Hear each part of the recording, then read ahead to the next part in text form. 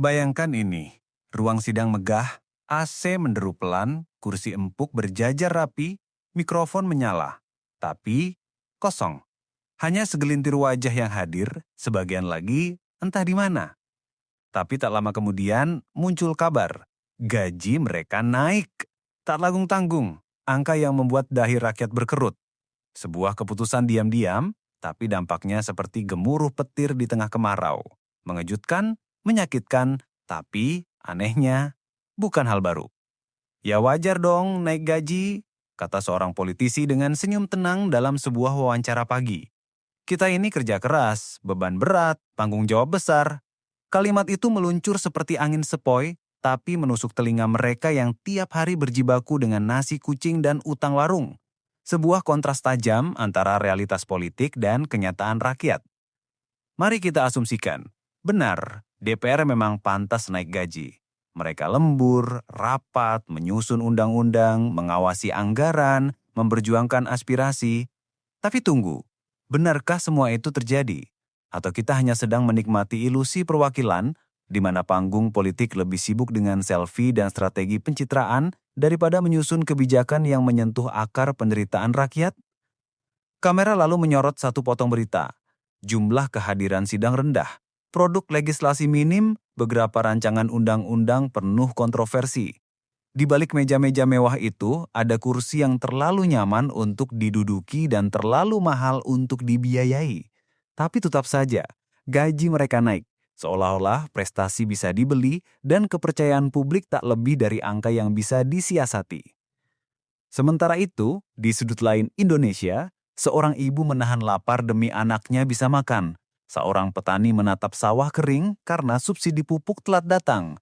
Seorang anak di NTT berjalan 5 kilometer demi sekolah yang atapnya bocor.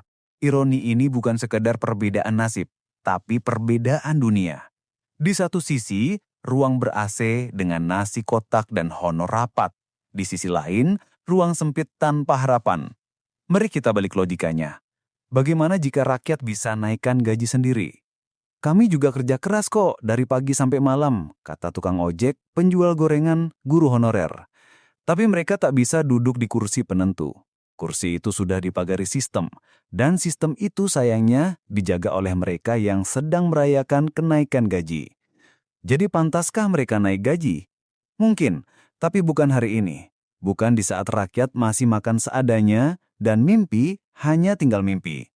Jika keadilan sosial adalah tujuan negara, maka kita perlu bertanya lagi, siapa sebenarnya yang sedang mewakili siapa? Di tengah riuh kegelisahan publik soal gaji DPR, satu suara muncul, tajam, tenang, tapi mengiris. Di sebuah forum diskusi terbuka, Rocky Gerung menatap kamera, lalu berkata pelan namun dalam, negara ini bukan kekurangan hukum, tapi kehilangan akal sehat. Pernyataan itu seperti cambuk bagi logika kolektif kita. Bukan soal nominal gaji yang bikin rakyat muak, tapi tentang waktu dan rasa. Bagaimana mungkin ketika rakyat masih terjebak dalam antrian panjang bansos, DPR justru duduk nyaman di atas kursi empuk dengan amplop penghasilan yang membengkak. Bukan hanya tidak peka, ini sudah memasuki wilayah tidak etis dan mungkin tidak waras. Rocky tak menyerang secara kasar. Ia menguliti absurditas dengan cara yang membuat kita berpikir. Ia tak menyuruh rakyat marah, tapi mengajak kita mentertawakan betapa kacaunya sistem yang seharusnya mewakili nurani. Naik gaji di tengah penderitaan rakyat, itu bukan keputusan politik, itu keputusan moral yang salah alamat. Dalam satu wawancara lainnya, ia kembali berkata, keadilan itu bukan hanya soal membagi uang, tapi membagi empati. Sebuah kalimat sederhana, tapi menggambarkan betapa jauh jarak antara gedung parlemen dan warung kopi tempat rakyat berdiskusi sambil mencicil rokok. DPR bicara anggaran triliunan, sementara rakyat bicara cukup atau tidak makan malam. Bayangkan, jika akal sehat adalah cahaya, maka keputusan ini seperti berjalan dalam gelap sambil menutup mata. Dan Rocky hadir sebagai suara yang menyalakan lampu di ruang penuh pura-puraan. Ia tak menawarkan solusi manis, tapi menguliti luka kolektif bangsa ini, agar kita sadar bukan uang yang jadi masalah, tapi kemiskinan logika. Kritik Rocky bukan untuk menjatuhkan, tapi untuk menyadarkan. Karena ketika kita terbiasa dengan ketimpangan, maka suara logis akan terdengar seperti teriakan di padang sunyi. Dan Rocky, meski sendiri, tetap berbicara, sebab ia percaya akal sehat harus terus bersuara, bahkan ketika negara sudah kehilangan arah. Jadi ketika gaji DPR naik dan rakyat hanya bisa menatap langit sambil menahan lapar, pertanyaan yang tersisa bukan lagi soal hukum, tapi soal hati nurani. Dan di saat suara rakyat makin sunyi, suara seperti Rocky menjadi mercusuara terakhir yang mengingatkan, negara bisa berjalan tanpa kekuasaan, tapi tidak bisa berjalan tanpa akal sehat. Kita hidup di negara hukum, tapi jangan salah. Hukum bisa dibelokkan jika akal sehat tidak ikut mengawal. Dalam sistem saat ini, DPR memiliki kewenangan penuh menetapkan gaji mereka sendiri. Sah? Tentu. Legal? Iya. Tapi apakah itu benar? Apakah pantas?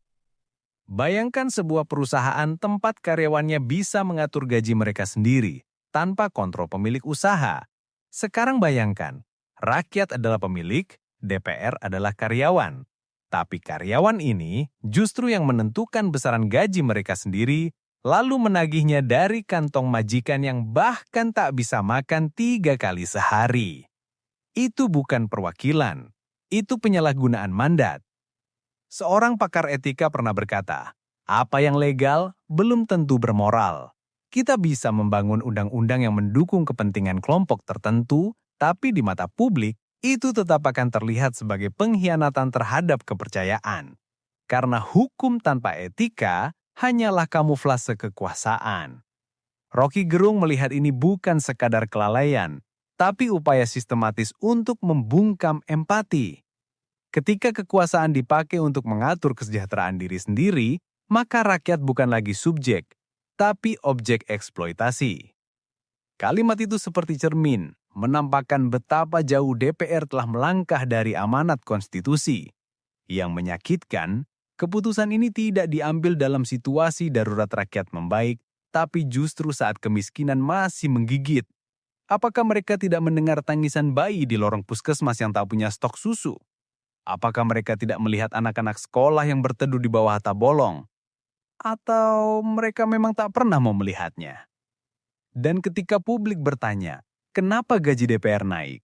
Jawaban mereka mengalir ringan. Untuk meningkatkan profesionalisme.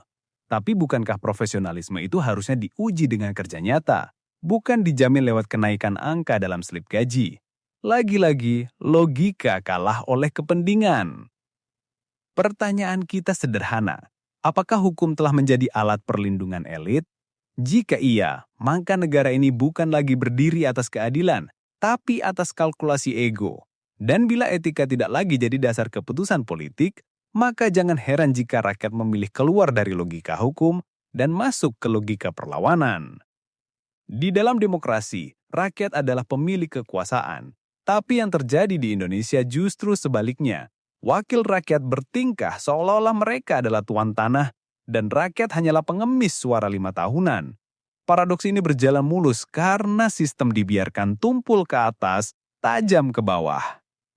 Lihat saja bagaimana DPR memposisikan diri saat berbicara di media, selalu dari menara ngading. Kalimatnya penuh jargon, nadanya seperti atasan memberi perintah. Padahal tanpa suara rakyat, mereka bukan siapa-siapa. Tapi lihat hari ini, rakyat dikritik karena terlalu banyak menuntut, padahal cuma ingin hidup layak. Mari kita balik lagi logikanya. Bayangkan jika warga bisa memecat DPR seperti atasan memecat manajer yang malas kerja. Bayangkan ada mekanisme performance review per semester. Bayangkan ada sanksi jika mereka mangkir sidang lebih dari 3 kali. Tapi sayangnya dalam sistem ini, wakil rakyat hanya bertanggung jawab pada partai, bukan rakyat. Representasi rakyat berubah jadi representasi oligarki, kata Rocky Gerung. Dan kita bisa melihat itu dari cara mereka membuat keputusan. Cepat saat menyangkut kepentingan internal, lambat saat menyangkut nasib masyarakat. DPR bisa rapat semalam suntuk untuk menaikkan tunjangan, tapi butuh berbulan-bulan untuk bahas revisi UU yang menyangkut petani. Sementara rakyat harus sabar, harus pasrah, harus pinter-pinter bertahan hidup. Di balik pasar yang sepi, pabrik yang sekarat, sekolah yang kekurangan guru, rakyat hanya diberi satu alat, kesabaran sebagai pelarian. Tapi kesabaran rakyat bukan tanpa batas. Ia seperti air, diam tapi bisa menjadi banjir.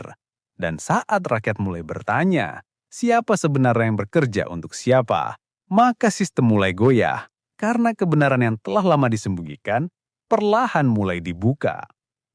Disinilah kita berdiri di ambang kesadaran kolektif bahwa negara ini bukan milik elit, bukan milik partai, bukan milik parlemen. Negara ini milik rakyat.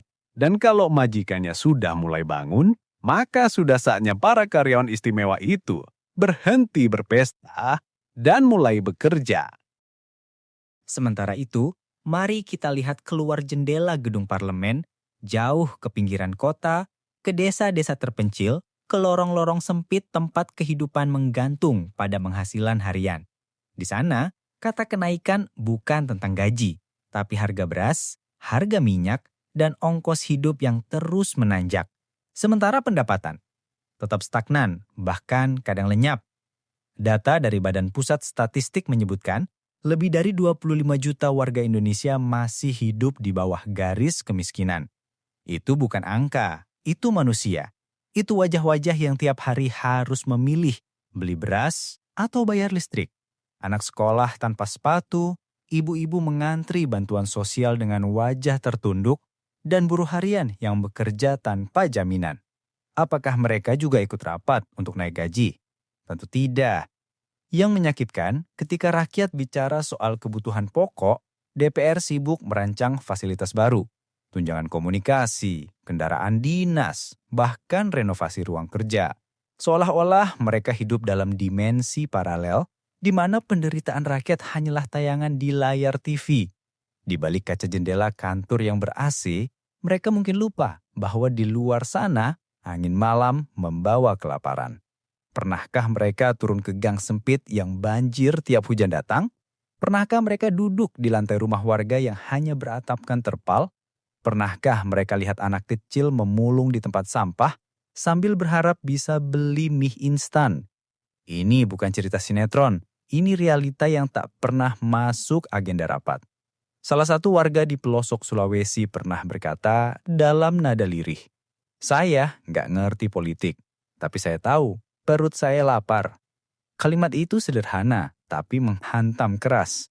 Karena rakyat tak butuh teori panjang, mereka hanya butuh keadilan yang bisa dirasakan.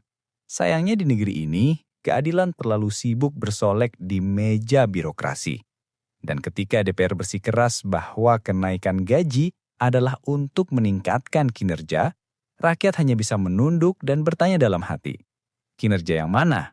Apakah itu jumlah undang-undang bermasalah, atau jumlah rapat yang molor, atau jumlah ketidakhadiran yang tak pernah diberi sanksi? Sementara rakyat memutar otak agar bisa bertahan hidup, para elit dengan tenang memutar angka di APBN. Kenaikan gaji ini bukan soal kesejahteraan, tapi soal kepekaan. Dan ketika kepekaan mati, maka tak peduli seberapa tinggi gaji mereka, nilainya tetap tak berarti di mata rakyat. Sekarang, mari kita bermain logika terbalik. Bayangkan jika anggota DPR hidup seperti rakyat yang mereka wakili. Bukan di rumah dinas, tapi di kontrakan sempit di pinggiran kota. Bukan naik mobil dinas, tapi naik angkot sambil berdiri, berdesakan dengan peluh yang menetes di wajah. Bayangkan mereka harus menunggu antrian BPJS dari subuh hanya untuk disuruh pulang karena kuota penuh. Bayangkan mereka harus bekerja serabutan, makan seadanya, lalu besoknya kembali bekerja tanpa jaminan tetap. Bayangkan mereka harus memilih beli obat atau beli susu anak. Apakah mereka masih berpikir gaji mereka harus naik? Ironisnya, ketika rakyat menuntut perbaikan hidup, mereka dianggap cerewet. Tapi ketika DPR menuntut fasilitas lebih, itu disebut peningkatan kinerja. Padahal yang paling bekerja keras adalah mereka yang tidak pernah dilihat. Tukang sapu subuh-subuh, guru honorer tanpa status, petani yang tidur di sawah. Mereka bekerja bukan demi gaji besar, tapi demi hidup yang sekadar cukup. Rocky Gerung pernah berkata, kalau politik kehilangan empati, maka negara berubah jadi perusahaan. Dan di perusahaan ini, rakyat adalah buruh tak bergaji yang hanya dipanggil saat pemilu tiba. Setelah itu, suara mereka dibungkam oleh birokrasi, ditelan oleh sistem yang hanya melayani segelintir orang. Kita tidak sedang mengajak membenci DPR. Tidak, kita hanya sedang mengajak membayangkan kembali seperti apa rasanya jika peran dibalikan. Jika empati benar-benar digunakan, bukan sebagai slogan, tapi sebagai alat ukur kebijakan. Karena hanya dengan membalikkan perspektif, kita bisa melihat dengan lebih jernih bahwa keadilan bukanlah soal siapa yang paling keras bicara, tapi siapa yang paling dalam merasakan. Setiap tahun, negara mengucurkan miliaran rupiah untuk membiayai kehidupan mewah para wakil rakyat.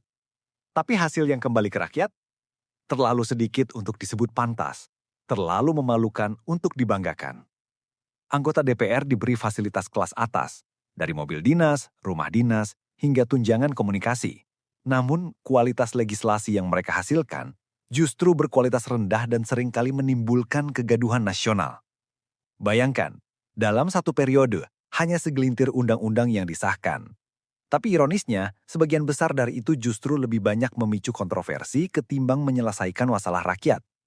UU Cipta Kerja yang diburu-buru, revisi KUHP yang menabrak kebebasan sipil, dan deretan regulasi yang dibuat tanpa konsultasi publik memadai. Apakah ini yang disebut kerja profesional? Di sisi lain, ada ratusan ribu guru honorer yang mengajar puluhan tahun dengan gaji di bawah UMR. Mereka tak punya ruangan mewah, tak ada staf ahli, tak ada tunjangan jabatan. Tapi mereka tetap hadir setiap pagi, menyalakan semangat generasi muda. Jika DPR digaji berdasarkan hasil nyata, maka guru honorer seharusnya menerima gaji tertinggi di Republik ini. Logika publik kembali ditampar. Di mana-mana, profesionalisme dibayar sesuai kinerja. Tapi di parlemen, kinerja tak pernah diuji. Yang diuji hanya kemampuan membujuk fraksi, membungkam kritik, dan menyusun alasan agar kenaikan gaji terlihat wajar. Tak ada target kerja, tak ada sanksi, hanya kenaikan, lagi dan lagi. Rocky Gerung menyindir dengan halus namun dalam. Kinerja DPR tidak dinilai dari akal sehat, tapi dari seberapa baik mereka menyenangkan kekuasaan. Kalimat ini menyentil akar masalah. DPR bukan lagi lembaga pengawas pemerintah, tapi sudah menjelma jadi kaki tangan oligarki.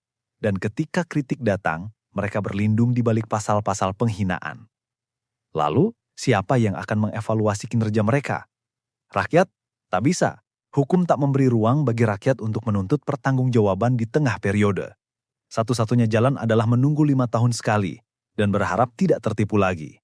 Tapi harapan itu terlalu rapuh jika sistem tetap seperti ini.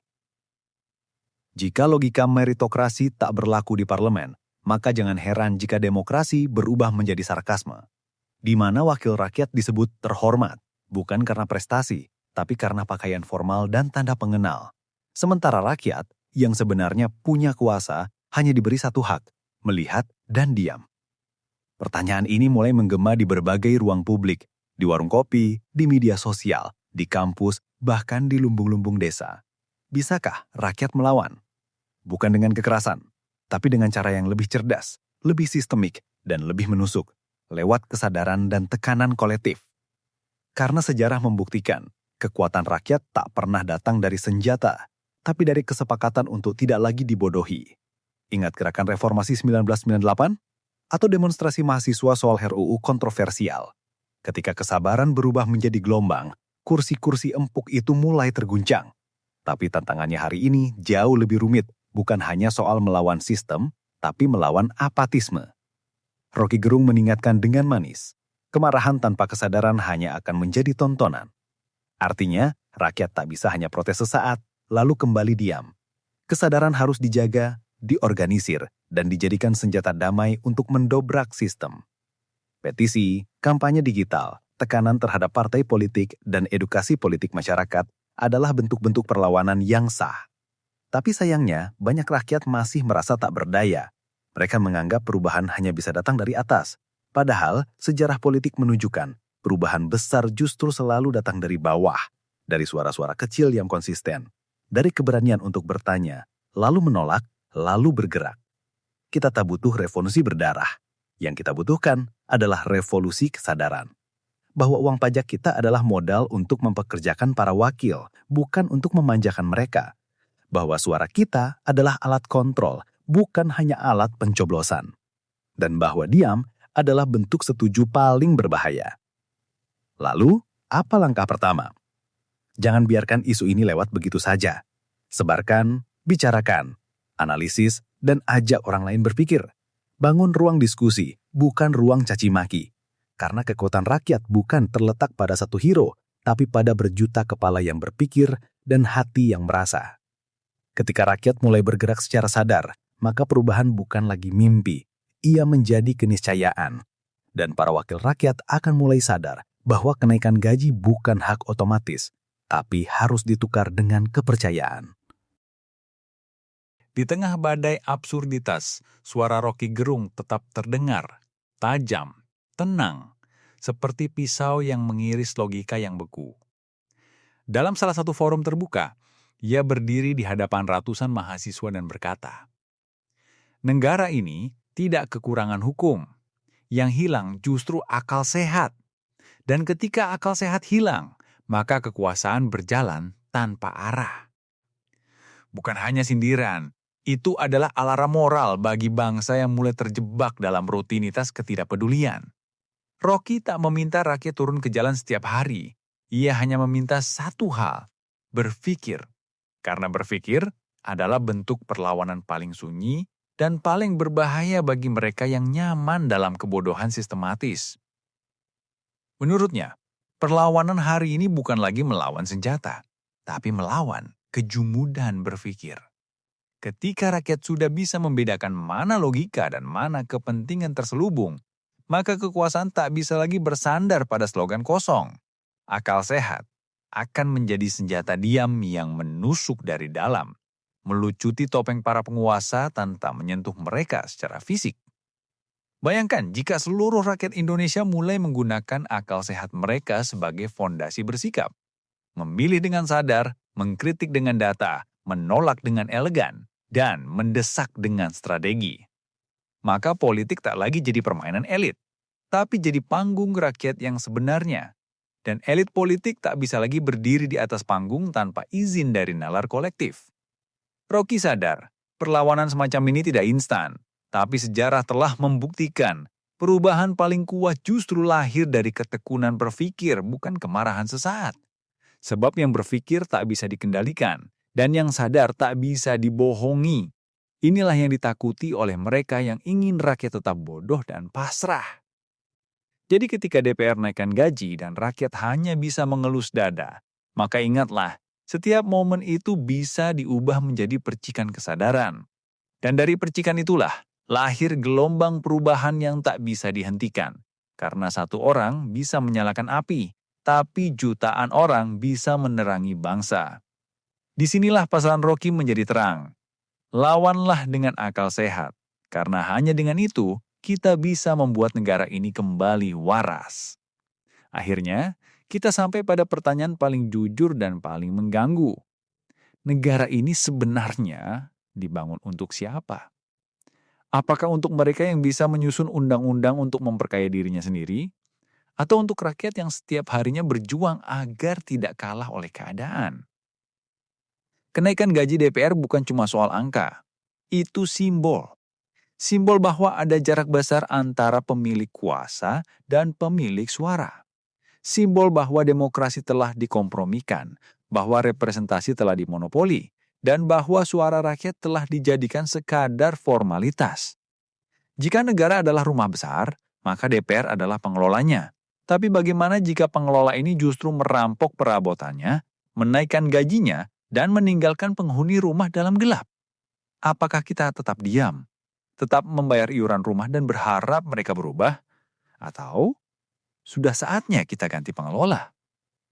Gaji, dimanapun, adalah cerminan dari kerja. Tapi di negeri ini, gaji justru menjadi cerminan dari seberapa licin seseorang bisa bernegosiasi di balik layar. Dan selama rakyat membiarkan ini terus terjadi, maka kebijakan akan terus dibuat bukan berdasarkan kebutuhan, tapi berdasarkan kesepakatan para elit. Narasi ini bukan untuk membakar amarah, tapi untuk menyalakan kesadaran. Karena negeri ini hanya akan berubah jika rakyatnya berhenti menerima logika yang mengkok, jika kita berhenti memaklumi, jika kita berhenti berkata, memang sudah begitu dari dulu. Tidak, kita berhak hidup di negara yang waras. Jadi, saat kita mendengar kabar bahwa gaji DPR kembali naik, jangan hanya marah. Jangan hanya menyindir di sosial media. Gunakan itu sebagai momentum untuk berpikir, untuk bertanya, untuk mengajak orang lain menyadari bahwa demokrasi bukan panggung kosong, tapi ruang yang harus terus dihidupi oleh suara rakyat. Karena pada akhirnya, negara bukan tentang siapa yang duduk di atas, tapi tentang siapa yang tidak dilupakan di bawah. Dan selama rakyat masih bisa berpikir, maka harapan itu belum mati.